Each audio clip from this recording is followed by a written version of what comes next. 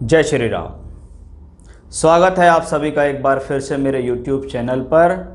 मेरा आज का विषय रहेगा कि मकर राशि मकर लग्न वालों के लिए सितंबर 2021 का महीना कैसा रहने वाला है। इस महीने में 4 ग्रह ऐसे होंगे जो राशि परिवर्तन करेंगे। वक्री ग्रह पिछली राशि में चला जाएगा और मार्गी ग्रह अगली राशियों में जाएंगे। बहुत कम देखा जाता है जब एक ही महीने में 4-4, 5-5 ग्रह राशि परिवर्तन कर रहे हो। उनका प्रभाव हर व्यक्ति विशेष के ऊपर देखा जाता है। इसको हम कहते हैं गोचर। इस गोचर को चंद्रमा से देखने की प्रधानता शास्त्र में कही गई है, यानी चंद्रमा से गोचर देखना चाहिए, इसमें कोई संदेह नहीं। लेकिन कुछ शास्त्रकार, कुछ विद्वान, व्यवहारिक ज्योतिष ये भी कहता है कि लग्न से भी गोचर देखा जाता है। इसलिए लग्न से और राशि से, दोनों से गोचर को देखकर मैं आपके सामने बताता हूं कि ये महीना आपके लिए किस प्रकार की स्थिति को लाता है। 70% तक परिणाम चंद्रमा से द्वारा गोचर द्वारा देखे जाते हैं, वहीं 30% तक ये परिणाम हैं वो लग्न से देखे जाते हैं। 30% टोटल 30% गोचर अपना फल देता है हमेशा। कुंडली में क्या दशा चल रही है, कौन से ग्रह कहाँ किस भाव में बैठे हैं, उनका क्या फल है, ये दोनों लगभग 35% अपना काम कर रहे हैं। यानी फल, दशा और गोचर, ये 3 स्टेप होते हैं किसी भी कुंडली में। तो फल दशा का 70% कुंडली से ही पता लगेगा कि क्या चल रहा है। लेकिन हाँ, हम हर किसी व्यक्ति की कुंडली तो नहीं देख सकते, क्योंकि अरबों खरबों की संख्या में पूरे संसार में लोग रह रहे हैं। लेकिन गोचर प्रभावी होता है। गोचर को हम देखते हैं पंचांग के द्वारा, उसी को हम कहते हैं मासिक राशिफल के एक महीने में क्या स्थितियां ग्रहों की रहने वाली। तो यदि आपका लगन मकर है, आपका चंद्रमा 10 नंबर की राशि में कुंडली में बैठा हुआ है, या आपका बोलता नाम मकर राशि के आधार पर है, तो ये वीडियो आपके लिए है। शुरुआत करते हैं ग्रहों की स्थितियों से कि इस महीने की शुरुआत में यानी 1 सितंबर के दिन ग्रहों की मूवमेंट कहाँ है। लगन में शनिदेव विराजमान होके आपके लगन को मजबूती दे रहे हैं वक्री अवस्था में। वहीं धन भाव में एक और वक्री ग्रह है बृहस्पति, जो कि मकर राशि की तरफ मूवमेंट करेगा। साथ ही साथ राहु और केतु आपके पंचम और एकादश से संबंध बनाए हुए हैं। सूर्य मंगल का योग अष्टम भाव में है।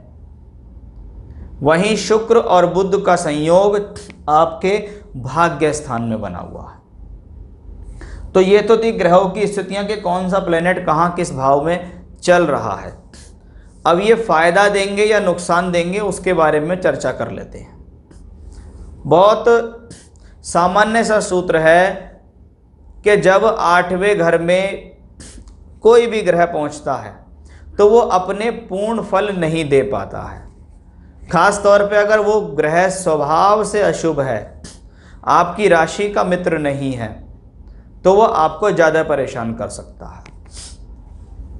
मकर लगन के लिए सूर्य अष्टमेश होकर अष्टम में प्रबल अवस्था में है। अष्टम भाव आयु का, आयु को कोई प्रॉब्लम नहीं। लेकिन लगनेश का मित्र ना होना, राशि का मित्र ना होने के कारण जब अष्टमेश प्रबल होके चले तो ये आपके कार्यों में रुकावट देता है, अड़चने देने के लिए तैयार है। वो अपनी राशि में प्रबल है और आपसे मित्रता नहीं रख रहा, तो कार्य में अड़चन देने का तो ये योग है ही है। वहीं परिवार के लोगों से भी कुछ संबंधों में खटास ला सकता है। उसके पीछे कारण आपका अहंकार या आपका आत्मसम्मान भी हो सकता है, क्योंकि सूर्य अहंकार, स्वाभिमान, सेल्फ रेस्पेक्ट और आत्मसम्मान के प्रबल कारक माने जाते हैं। वो सूर्य अष्टमेश होकर अष्टम में है। कोशिश ये सूर्य यही करेगा कि आपको ज़्यादा नुकसान ना दे। लेकिन ग्रह जब अशुभ हो और अष्टम से संबंध बनाए तो अड़चन देने में, परेशानी देने में उसका सहयोग अवश्य होता है। वो सूर्य आपके धन भाव से भी संपर्क बनाता है, यहाँ से बैठ के यहाँ। अब ये सूर्य लगभग 16 तारीख तक इसी राशि में रहने वाले हैं। अब ये अष्टम भाव का मालिक अष्टम से निकलकर बुध की राशि में पहुंच जाएगा जो कि भाग्य स्थान है। कम से कम प्लेसमेंट तो ग्रह की अच्छी हुई। आत्मसम्मान के लिए जो परेशानी थी कि कहीं समाज में मेरी हानि ना हो जाए, लोगों के बीच उठ बैठ खराब ना हो जाए, लोगों के बीच प्रॉब्लम ना हो जाए, वो मेरी असलियत ना पहचान लें कि ये व्यक्ति कितने प्रॉब्लम में चल रहा है या कितने कर्ज में चल रहा है, वो सूर्य यहाँ से निकलेगा और निकलने के बाद भाग्य स्थान में प्रवेश करेगा।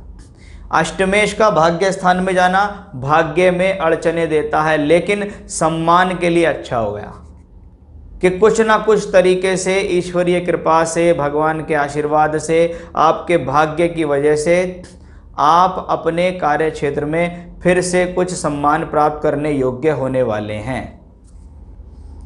वहीं आप देखिएगा मंगल को, मंगल 5 तारीख तक इसी राशि में रहेंगे, यानी अपने 45 से 50 दिन की जो यात्रा इन्हें सिंह राशि में चलानी थी उसने यहाँ से निकलकर यहाँ जाना है। ये दूसरा शुभ ग्रह है जो अष्टम में आपको प्रभावित कर रहा है।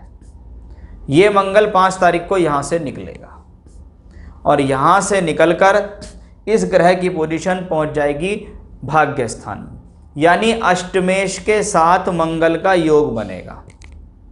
अब भाग्य स्थान में अगर सूर्य मंगल जैसे 2 पाप ग्रह आ जाएं तो ये कॉम्बिनेशंस फादर की हेल्थ के लिए ठीक नहीं होता है और पिता के साथ मतभेद देने वाला भी होगा। एक बात तो ये है, इसको कहते हैं पिता पुत्र के बीच में प्रॉब्लम्स होना, क्योंकि फादर होंगे तो पुत्र अवश्य होगा ही होगा। अब ये मंगल चतुर्थेश और एकादशेश है। जब मंगल 9वें घर में आएगा और चौथे घर को दृष्टि देगा, यानी एनर्जी कहाँ आ रही है? 9वें घर में। मंगल सदैव एनर्जी का कारक है, आपके कार्य करने की क्षमता को दर्शाता है मंगल। आप कितनी बेहतर तरीके से कार्य कर रहे हैं, कितनी मेहनत कर रहे हैं, वो आपका मंगल बताएगा। वो मंगल भाग्य स्थान में पृथ्वी तत्व राशि, जिसको हम कन्या राशि बोल रहे हैं, उसमें है, यानी मेहनत में कमी नहीं, योजना बनाने में कमी नहीं है। अपनी 8वीं दृष्टि से चौथे घर को देख रहा है। ये कॉम्बिनेशन मदर की हेल्थ के लिए अच्छा नहीं माना जाता।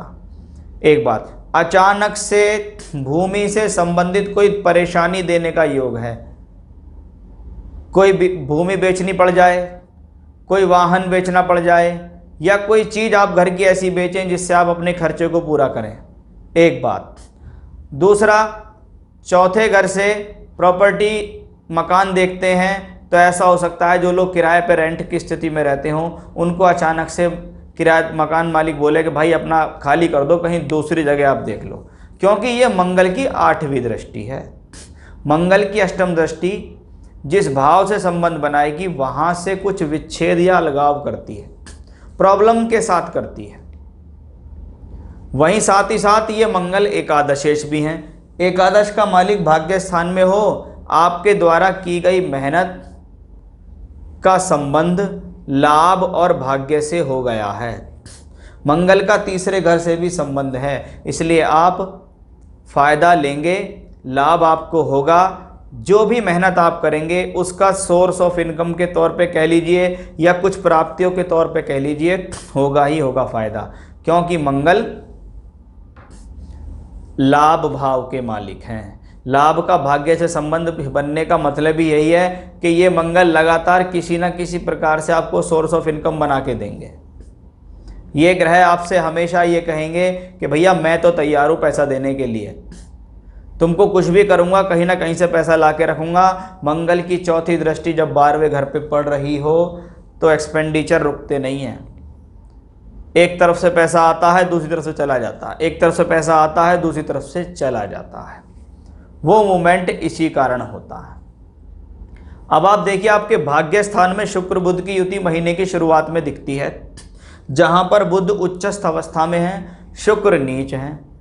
बुध शुक्र का नीचभंग राजयोग कर रहे हैं।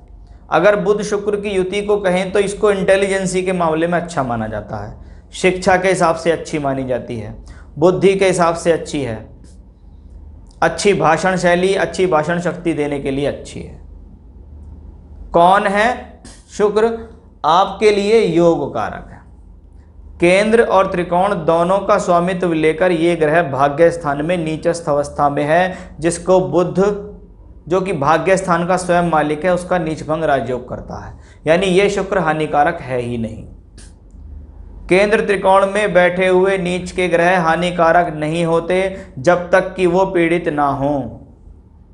तो ये शुक्र आपके लिए बेहतर है, और इस शुक्र की बेहतरी लगभग 5 तारीख के बाद और सुंदर होने वाली है, क्योंकि शुक्र कन्या राशि से निकल के तुला में स्वराशि के हो जाएंगे। स्वराशि का सूर्य शुक्र दशमेश दशम में कार्य क्षेत्र में वृद्धि, काम पहले से अच्छा चलने लगा, नौकरी में पहले से ज़्यादा अच्छा हो रहा है, काम में पहले से ज़्यादा मन लग रहा है, अब मेरे द्वारा करी गई मेहनत रंग ला रही है। ये होता है दशमेश का दशम में फल। मैं अब कार्य करने के लिए पहले से ज़्यादा एनर्जेटिक हूँ, या मुझे अब पहले से ज़्यादा लोगों के बीच कम्युनिकेशन बना के काम मिल रहा है। पंचमेश है शिक्षा से फ़ायदा, संतान से फ़ायदा, संतान से सहयोग मिलना भी अच्छा है। कभी कभी बच्चे ऐसे समय में प्रोफेशनल क्वालिफिकेशन में भी एडमिशन लेते हैं, वो कॉम्बिनेशन भी इसी से आता है। वहीं बुध अभी तो उच्चस्थ अवस्था में 22 तारीख तक भाग्य स्थान में ही उच्च का रहेगा, यानी भाग्य का लाभ मिलना, धार्मिक क्रियाकलापों से लाभ मिलना, धर्म के कार्यों से लाभ मिलना, या आपका भाग्य कहीं ना कहीं आपको लगातार सपोर्ट कर रहा है। बुध वाणिज्य के, लेखा जोखा, व्यापार के कारक हैं, तो बोलचाल की क्षमता देने वाले भी, सोच समझ देने वाले भी बुध ही हैं। तो ये व्यापारिक हो, सामाजिक हो, या शिक्षा के तौर पे हो, दोनों तौर पे ये अच्छा ही कॉम्बिनेशन कहलाता है। वहीं आप देखिएगा ये शुक्र 5 तारीख को यहाँ आएंगे तो बुध भी 22 तारीख को यहाँ आएंगे।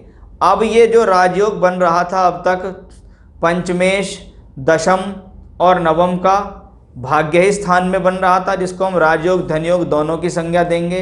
अब ये राजयोग धनयोग बनेगा आपके कर्म भाव में, यानी गोचर ने मोहर लगा दी कि भाई मैं तो फल दूंगा, मैं तो फल देने के लिए तैयार हूँ, आप अपना काम करते रहो। जितना गोचर से बेहतर आपके लिए हो सकता है अपॉर्चुनिटी देगा, फायदा देगा, लाभ आपको मिलेगा, कार्य क्षेत्र में वृद्धि विकास अवश्य होता चला जाएगा।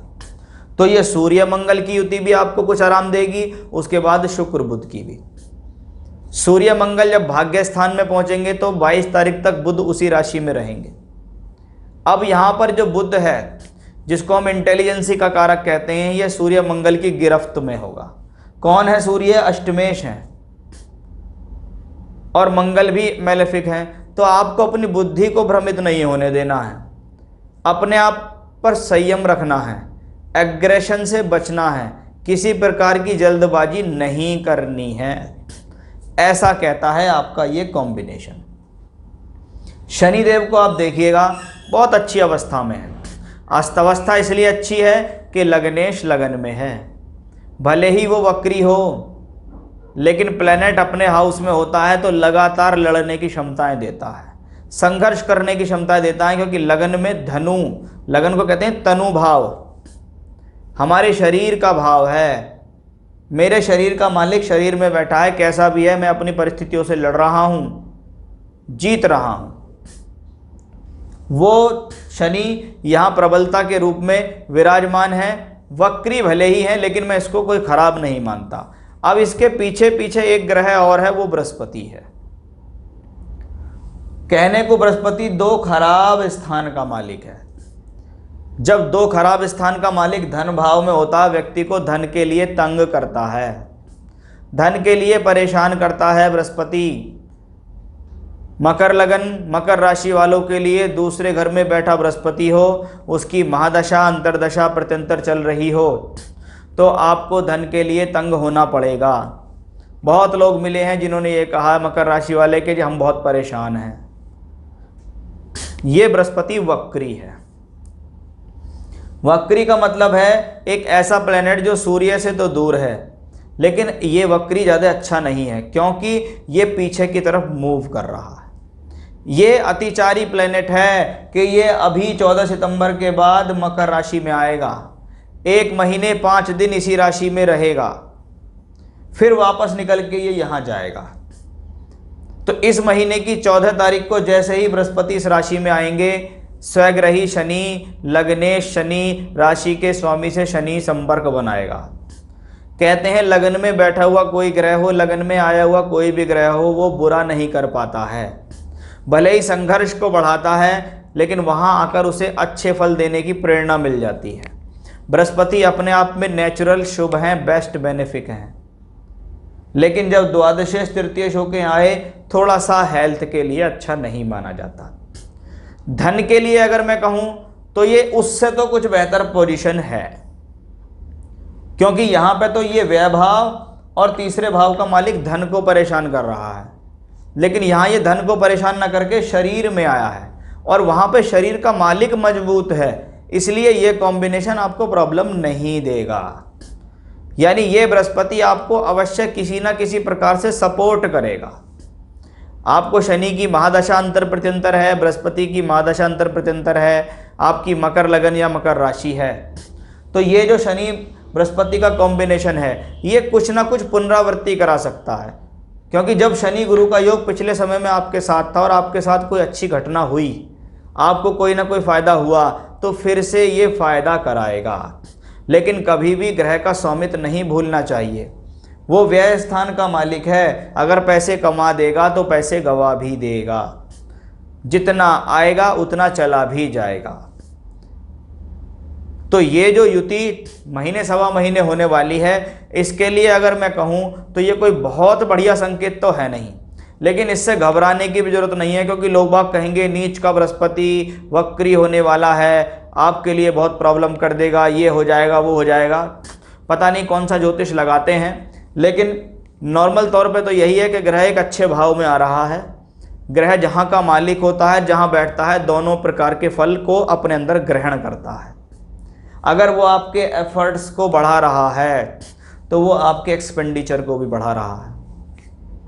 अगर वो आपके एफर्ट्स से आपको फ़ायदा दे रहा है तो निश्चित है मान सम्मान में वृद्धि भी कराएगा, क्योंकि वो लगन में आ गया है। तो शनि है पूरे सपोर्ट में, जो उसका नीच भंग भी करेंगे, बृहस्पति को सहयोग भी करेंगे कि चल भी मैं अपने घर में बैठा हूँ, मेरे घर में कोई आ गया, उसको मैं कुछ ना कुछ तो ख्याल उसका रखूँगा ही रखूँगा।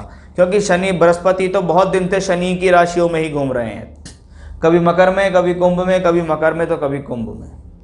ये दोनों ही राशि शनि की हैं। अच्छी बात यह है कि शनि प्रबल होकर चल रहे हैं। अगर ये शनि प्रॉब्लमेटिक स्थिति में होते तो ज़्यादा नुकसान आपका कर देते। राहु केतु यहाँ शुक्र और मंगल की राशियों में है, यानी इनके जो फल हैं वो शुक्र मंगल से प्रभावित होंगे। शुक्र की पोजीशन तो बेहतर है, लेकिन मंगल थोड़ा सा आपको डगमगा सकता है। उनमें मैंने आपको फल भी बताए थे कि सूर्य मंगल या शुक्र मंगल आपके लिए कैसे होने वाले हैं। तो ये था सितंबर 2021 का महीना गोचरीय स्थिति के लिए आपके लिए कैसा है। सबसे अच्छी बात इसमें है कि जो शुक्र बुध का योग है ये आपको इस महीने तरक्की देने के लिए आया है। सूर्य मंगल भी कुछ हद तक आपको सहयोग अवश्य देंगे। शनि प्रबल होके चल रहे हैं। बृहस्पति से बिल्कुल भी घबराए नहीं, अपने लगन को सदैव मजबूती दें। यानी शनिदेव की उपासना, हनुमान जी की उपासना अगर आप लगातार करते रहोगे तो इस प्लैनेट की पोजीशन से आपको घबराने की बिल्कुल भी ज़रूरत नहीं है। ये आपको कहीं ना कहीं अच्छे परिणाम, अच्छे सहयोग अवश्य देगा। तो ये था मेरा आज का विषय कि सितंबर 2021 का महीना मकर राशि लगन वालों के लिए कैसा है, क्या क्या सावधानी रखनी है आपको, उसके बारे में मैंने आपको बताया। फिर से नए विषय के साथ आपके सामने हाजिर होऊंगा मैं। तब तक के लिए बने रहिएगा मेरे साथ। जय श्री राम।